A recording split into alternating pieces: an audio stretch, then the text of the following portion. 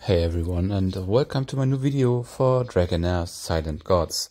This is my Season 4 live account and I'm doing some weekly dungeons. This is the Corrupted Queen Sivesta, and I'm running a mix of Radiance and Lightning heroes with Evelios, Thuther, Shalta for the damage part, and Rose and Celia as the tank and heal combo.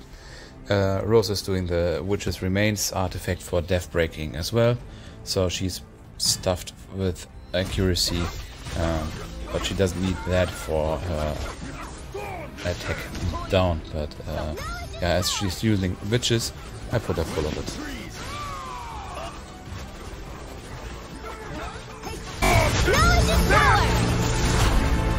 Wind and treat.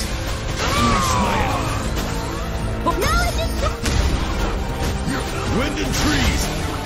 Use my anger. Pull yourself together. Wind and trees.